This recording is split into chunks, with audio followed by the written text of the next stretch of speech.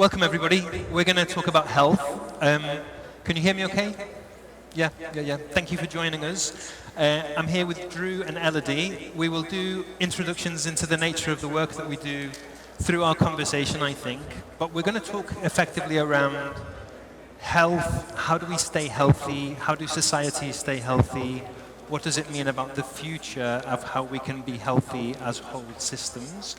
I am the founder of something called the Bio-Leadership Project, and we work with a frame that says the principles of a lot of the dominant ways of doing things in the world, whether it's business or government or indeed health, are based on principles that take away from life. But what do different forms of progress look like that give life back? And it's a real honor to be hosting this conversation with Elodie, who I think is right at the forefront of doing some amazing work to understand how does nature stay healthy itself. And Drew is doing some brilliant work in terms of regionally, how do we bring diversity and sustain biodiversity to sustain the health of all systems. Before we start, I thought it would be a really good thing to just bring nature into the room. And if you're with me, I'm going to invite a breath, just one breath. But in that breath for yourself, wouldn't it be lovely that we think about a place in nature that means something for us? It might be a garden, it might be a view out of the window, it might be a beautiful place in the wilderness. But I think if we're going to talk about health with nature, it's really important that we do a little bit with nature, right? So if you feel comfortable to close your eyes, you can close the eyes. And I invite you to take a breath in and think about that beautiful place that sustains your life and does good for you. And let's take that breath out. And we can thank all the rivers and the deserts and the trees and the mountains and so on. They sustain our life. Thank you. All right, let's make a start. So why don't we start with Drew? You've got a local perspective. You know what's going on with ecosystems here in relationship to social systems in the UAE. What's on your mind at the moment in the context of how does society stay healthy? Sure. Thanks, Anders. I think, we've just heard a very different approach to health, where wearing, sensors on your eye and so on.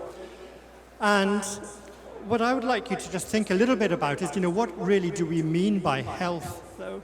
Bearing in mind that we're living on a planet with 8.2 billion people, most of whom are never going to be able to afford to have sensors on their eyes or even really fairly basic medical treatment. So I think it really is useful to actually look back at what really we mean by health. And what I would like to really say is I think that human health and environmental health and nature are all absolutely intricately linked. Many of our health problems that we have today, including many of the increases in illnesses like cancer rates and diabetes and obesity and all of these kind of chronic things, really are in some ways a symptom of what we're doing in the environment. So I'm working with Emirates Nature WWF here in the UAE, and what we're looking at is to try to devise a system where the human communities can live more in harmony with nature and not destroy nature to maybe to such an effect, and look back at traditional communities in the UAE, traditional societies, the heritage societies, and see how they were able to live in harmony with nature in the past, and try to encourage some of those kind of systems, reintroduce them in a sense, whether it's helping farmers in the mountains grow more sustainable and healthy crops without so many chemicals, without using so much water, and so on, or actually introducing people who live in the cities, and the cities are, a stressful, high-tech, fast-moving environment, how we can reintroduce a bit of nature into their lives by connecting them with nature, whether it's in the urban environment or more importantly out actually in the desert, in the mountains and the mangroves and the ocean here in the UAE. That's great. And Andrew, just whilst you're on that, I suppose to put a pin in something, urban living we now can show is increasing certain rates of unhealthy life. Could you say a little bit more about that, just to have a benchmark level of modern life, the way we're accelerating is actually deteriorating health? Can we say that for a fact? It is, and I think we can see that just from chronic disease rates and so on. Part of the issue is that our modern, very consumer-driven, expansionist kind of life is basically causing all sorts of environmental issues, whether it's climate change, because we're putting out too much CO2 and burning fossil fuels too much, or microplastics, or carcinogens, radiation, whatever in the environment, breathing in car fumes, all of these kind of things, which are at the moment a part of urban living, but I don't think they have to be. There are ways that we can try to get away from this. Great. Okay, and we'll touch, the conversation I think is going to flow into what is prevention versus treatment, how to think more systemically about things, but great to have that benchmark of if we keep going like this, we're increasing challenges around health, right? Elodie, your work, we've had amazing conversations about what it is that you do, and I guess you've got this lens of what's happening in nature so that nature understands health in itself. Would you say a little about where did that come from? Say a bit more about your work and what you're seeing. Yeah, absolutely, and I echo everything that Drew has said. He said it very articulately. So I work in a field called zoopharmacognosy, which is a long and complicated term that means the study of how animals use medicine in the wild. And this can take many different forms throughout the animal kingdom. My PhD work was on wild chimpanzees, but they're by no means the only animals that know how to tend to their own healthcare needs. There are great bustard birds, ants self-medicate, civets, geese, bears. There's examples from all over the animal kingdom, and we're learning more and more. Every month that goes by, there's a new exciting paper. So what we've learned, especially in the last few years where there's been a lot of new kind of science out on this, is that animals are actually really good at taking care of themselves. They're really good at surviving. And this shouldn't necessarily be a surprise to us. They're good at finding the food they need, they're good at finding the shelter they need. Why wouldn't they have evolved or learned behavioral strategies for finding the medicines that they need?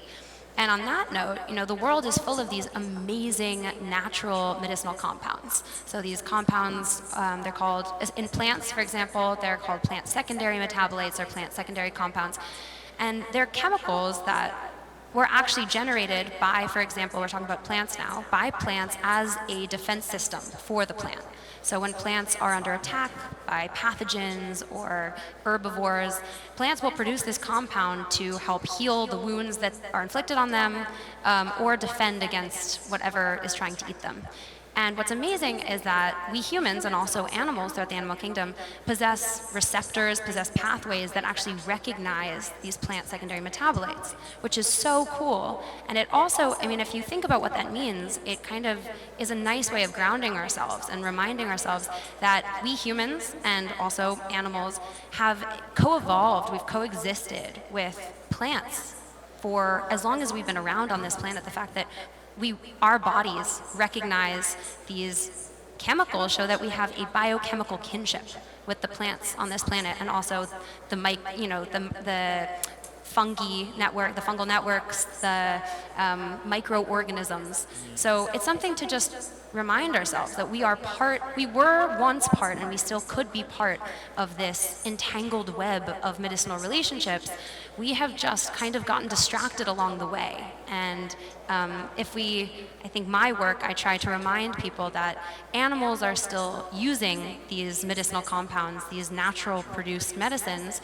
The world is full of these, the world has granted us these gifts of these medicinal compounds, and instead of trying to figure out how to form reciprocal relationships with those compounds and harvest them sustainably and protect them and protect animals' access to them and our own access to them, we're destroying them. We're chopping down our forests, we're bleaching our corals, and in doing so, we're kind of, limiting our own medicinal futures. We're kind of blocking our own pathway toward a healthy future.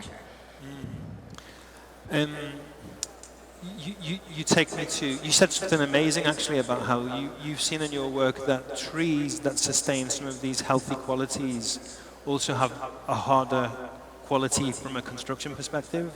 And that cruel irony that, across the world we're recognizing plant species, tree species that are solid for our own construction needs when they also hold properties that could keep us healthier.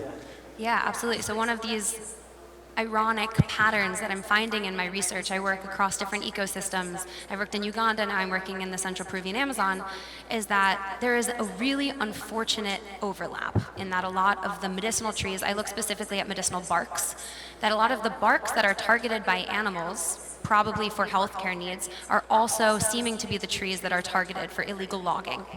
And one of the reasons behind this is that it's not necessarily a coincidence. It's because potentially what I'm thinking is that it's these same medicinal compounds that are active, bioactive for helping prevent or fight off disease, that's also keeping that timber product from getting infested by termites, from getting fungal growth. So it's this unfortunate It's an unfortunate not coincidence, but pattern that's popping up, and it's something that we have to bear in mind when development is moving forward and we're picking what materials we're going to use. We really have to be careful that, again, the forests that we're cutting down to build with are not the same forests that are providing life to our more than human neighbors and to ourselves. It's brilliant. Thank you. Thank you. This balance of what do we conserve out there to conserve ourselves. You also remind me of something which maybe moves us into this question of prevention versus treatment. There's that beautiful narrative about how in Chinese medicine, traditionally, the doctor would be paid when you stayed healthy rather than for treating you when you became ill, And there's something about how do we protect, and I think in that tradition there's also something around you observe the health and the flow of a whole system. You observe the qualities that sustain life, not just focus on problems as they come on. Drew, earlier we were speaking about the notion of blue zones and sort of research or questions that you're holding. Maybe you could say a little bit about that, because it puts that emphasis on what are the conditions that keep us healthy. Sure, and I think a lot of this is stuff that everybody already knows, and it's not really new. But if we go to talk about the blue zones is a concept that was brought in by Dan Buttner and his co-workers, where they looked at where in the world are there communities and people who have a higher level of health, higher longevity, lots of people in their 90s and 100s still reasonably healthy, lower levels of chronic disease, and looked at the factors in those societies that were maybe responsible. And they identified, I think it was 6 different places, like Okinawa in Japan and Sardinia and a place in Greece, and Costa Rica and so on, where you could find these and call them blue zones. I'm not quite sure why they're called blue zones, but anyway. They found that the features that linked all these areas were things that we know about, really. It's exercise, a good diet, which is basically a plant-based diet, low levels of alcohol consumption, not no alcohol consumption, just kind of in moderation, but particularly a strong community, which often with multi-generational families living together and supporting each other, a kind of a purpose to life, which we've often lost, I think, in modern urban living. So we know these kind of things. The public health people are always saying, exercise, better diet, things in moderation, and so on and so on. but it's how can we bring these into modern life, if you like, and I think that this has a lot of relationship with nature as well. So these blue zones, people tend to be living in kind of fairly close harmony with their environment as well as within the community.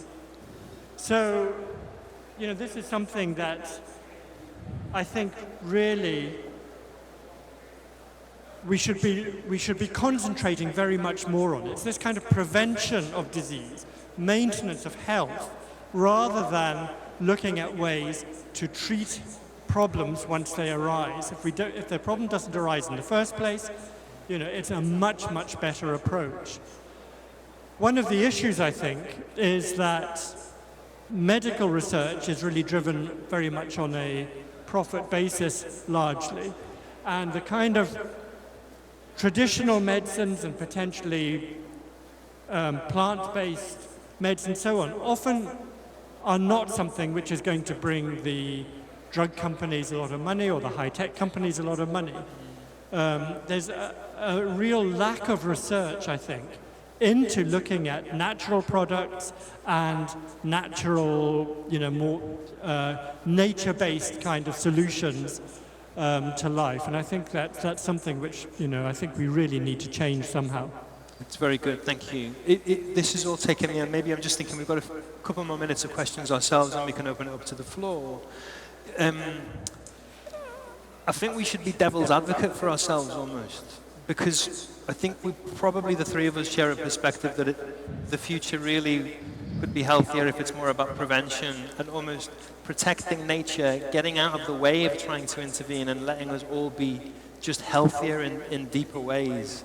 And I'm just curious, when you think about what actions are needed, a question for both of you, what do you see as like, we're at a conference which is about creating the future, so what does that look like in practice in the context of what we're talking about? Is it stop some stuff, or how do we build on what we're talking about here? Elodie, maybe. Yeah. I can start. It's a great question. I think there's a couple of different ways to go about sort of thinking about what a healthier future would look like. For me, something that I've been thinking a lot about lately is how we can change our perspective from seeing animals, from seeing plants as things that we can learn about, and instead refocus our mindset to thinking about them as entities and creatures that we can learn from. So animals, the natural world is a teacher rather than the subject for us to study and probe and conduct, invasive research into. I think the natural world has figured a lot out that we don't know. We have to humble ourselves to remember that we as a species don't actually know all that much about the natural world. There are a lot of animals that are more immersed than we are in it, that have a way better understanding, and that takes humility for us to admit to ourselves. And I think part of that is also then thinking reciprocally about our relationships to the natural world. How can we, if we're benefiting from, how can we give back? How can we make sure that things that benefit us as humans is also benefiting our more than human neighbors? So I think it's going to take a lot of, as we move forward, a lot of thinking ethically and thinking in a more than human way and through a more than human lens. Great, thank you. Drew, maybe you could build on that. Yeah, and just to build on that, I guess. I think also we can actually do practical things. And by this I mean, when we design cities with urban planning, for example, there's so much you can do, building in green spaces, building in cities that are more conducive to exercise, cycling, walking, and so on. And this is something that actually here in Dubai and in Abu Dhabi is really at the forefront of urban planning at the moment. And I think this is something that's really, really good. It needs to be expanded on, because we can bring nature into the cities and we can take people out into nature as well. And I think both of these things really give a greater respect for nature, if we have a greater respect for nature, we will treat our environment better, and if we treat our environment better, then we treat our health better. It's brilliant. Thank you both. Yeah, I've just caught some thoughts on just to maybe reflecting back on what you're saying, but there's this notion of the anthropocentric worldview. If you keep that in medicine, we're still taking from nature. It's the same pattern that's making so much of our systems unhealthy. Like I really hear in what you were saying, Elodie, how do we do health by, yes, doing things that are good for us, but seeing ourselves as part of living systems? There's something in that.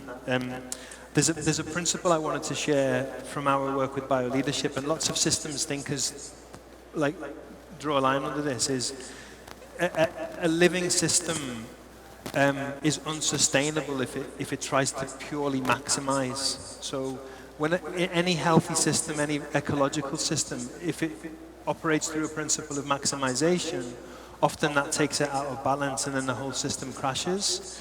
And when you look at healthy living systems, they operate through principles of optimization. So they're still in competition. Nature is incredibly violently competitive. Things eat themselves. However, that form of healthy competition keeps the whole system healthy and balanced. And it strikes me that we're not quite there yet in our social human systems with optimizing and different forms of balance. So that came up to mind. And I guess there's also this piece around regeneration. You know, how can we do health? How can we bring all of the... Because there's an interesting dynamic for me of how can it be and how can it be prevention and new forms of innovation? But for every form of innovation, can it be done in new ways that are regenerative for our wider systems, so that they're good for nature as well as for ourselves? No. The other thought that came up is a brilliant colleague and friend of mine said to me recently, what happens if we take the 20, 30-year view on health systems? And certainly in the UK, which is where I'm based, it looks like those health systems they're already crumbling, you know. So what do we do about the fact that we're just not going to have enough doctors, nurses, resource to do the curative treatment level work? How do we resource the next generations of health workers to be ready for resilience, prevention, adaptability, and so on? And that means taking kids into nature now. You know, it means getting young people to understand the principles and health of... Oh, I hope that's... I don't think that's my mic. I'm sorry, I don't know what's going on. Yeah. Okay, well so think about education. Should we take some questions from the floor? We've got sort of 10 minutes or so. Curious where you're at. What have you heard? Any questions for our speakers?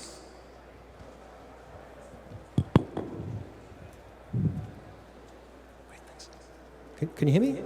Okay, cool. Right, yeah, any questions? And I hope we've got a roaming mic, or there's one at the back. Do we have roaming mics, or should... But we're just taking some questions from the floor. I'll tell you what, I'll do it, and then you guys can answer. Yeah. There's one at the back, and I'll come back to you. Okay. Do you have a mic there? I'll take care of it. Okay, perfect. There you go. Oh, yeah. Hi. I really like the talk. It's really interesting. I think a lot about how, if we want to move towards that, we need to start at a place of actually caring. And I think, especially from, on a human level, when we have such a deep disconnection from nature, where do we start on the fundamental to create that first? And what would your insights be around that? Thank you.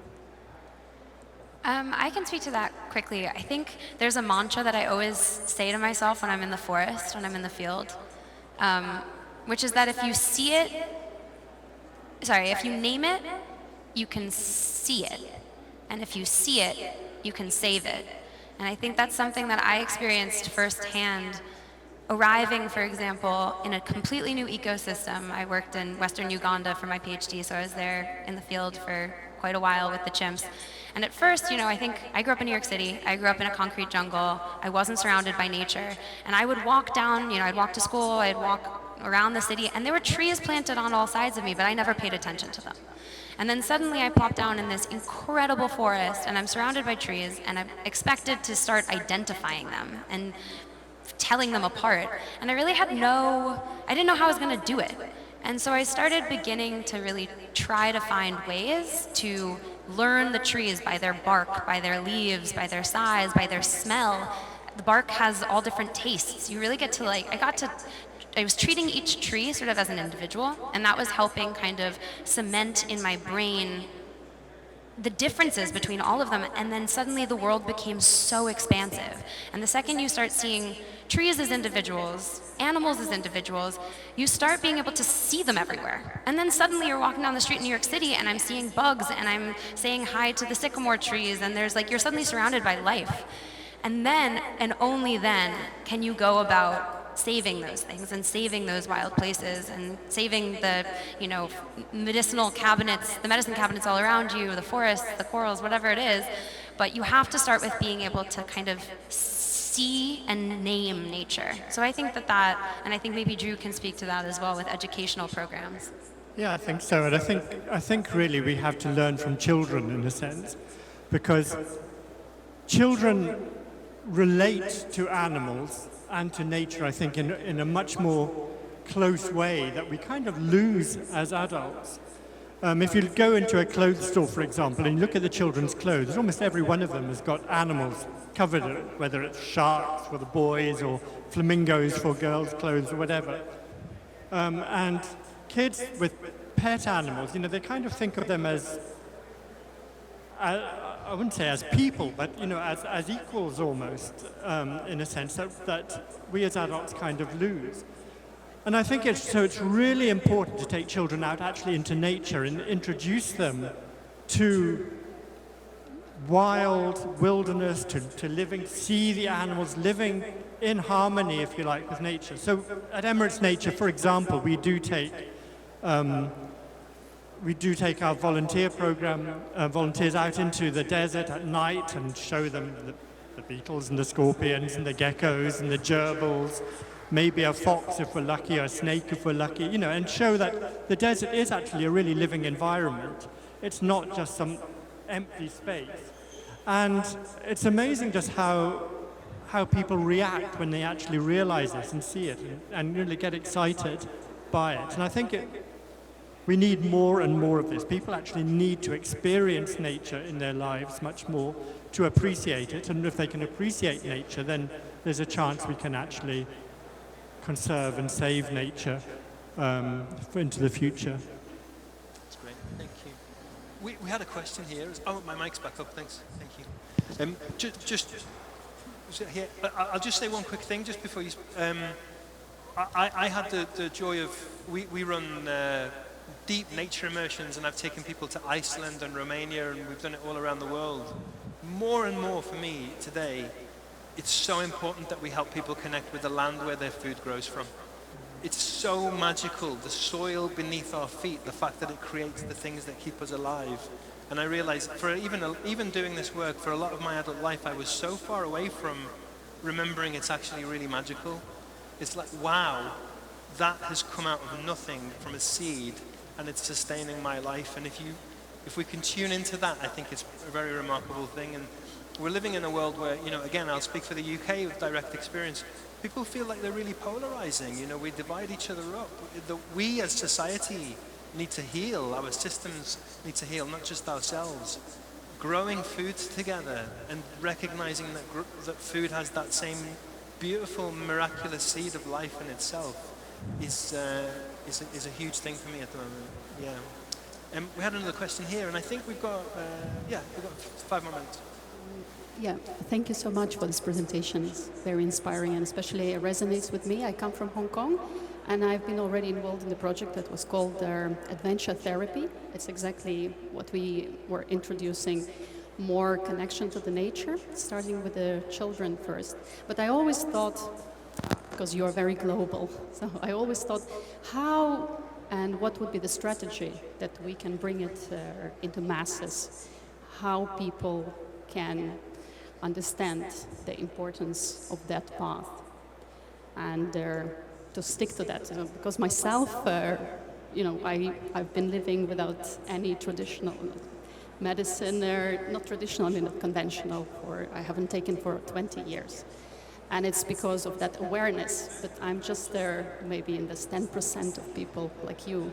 So that was always in my mind, what would be the strategy to bring it further? That's a really good question, and it's a very difficult one to answer, because there's almost a contradiction. If you take too many people out into nature, particularly in somewhere like here, which is a very fragile desert ecosystem, you're in danger of actually destroying the resource that you're trying to bring people into. So I think this is why we have to kind of also look at things like urban planning and bringing nature into the cities much more. And as a kind of conservationist, one of the things that we often kind of think of is like invasive exotic species are kind of bad. But most of the birds, for example, if you go outside in Dubai into the parks, you can see bulbuls and minor birds and crows and stuff. Almost all of those are not UAE native species. They're all exotic species. But in a sense, I don't think that actually matters when it comes to connecting with nature, because they are still part of nature. Yeah, they're not the native species here, but whether you hear a bird, most people aren't going to know what kind of bulbul it is. They just hear it. Oh, that's nice. There's a bird there, or a butterfly flying past. And these things are important, and we can bring them into the city much more. I think your idea of the magic of growing food is also really important, and kind of urban farms and urban gardens and community gardens are a real way to go as well. And I can also speak to that. The thing that I'm very excited about is the rights of nature movement. So it's a legal and ideological movement that's sort of decentering the human and trying to give rights to nature and the natural environment. And we've seen some successes around the world. The movement is growing. And from a legal standpoint, it's incredibly exciting. We have, rights of nature, acknowledgements being written into constitutions, and all that's great. But for me, what's the most exciting is the shift in perspective that it's forcing people to consider. It's a very polarizing movement. People get very upset about it.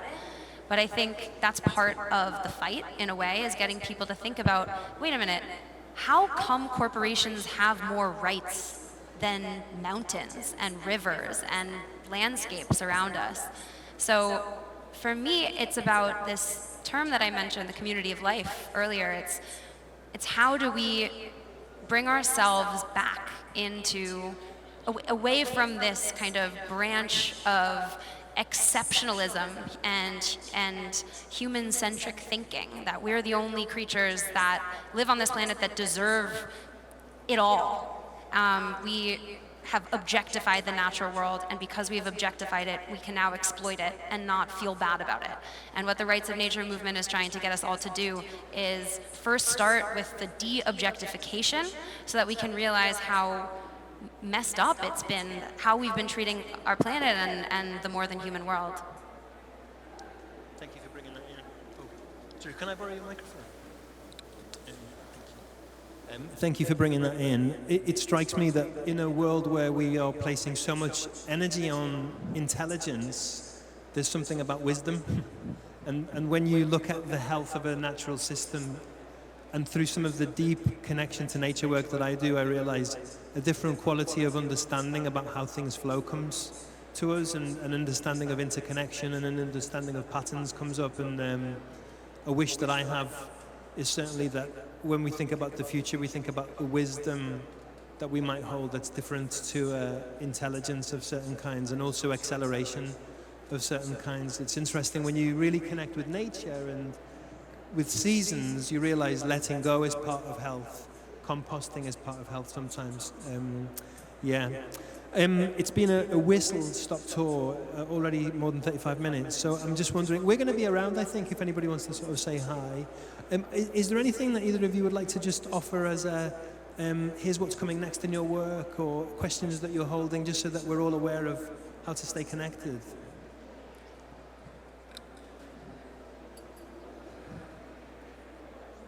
And I just think, really, we need to realize that planetary health, human health, environmental health are all really closely related. They're not different agendas.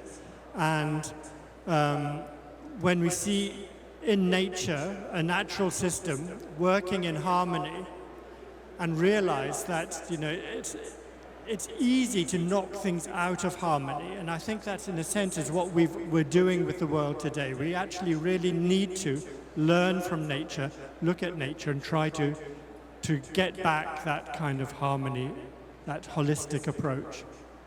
And similarly, I think what I'm doing, focusing on in the next sort of projects that I'm trying to plan is how we can be strategic about making sure that we as humans and also non-human animals are maintaining access to their medicinal resources that they need to stay alive. We can pour money and energy into preserving habitats, but if those habitats lack medicines that animals need, that's not really protecting them.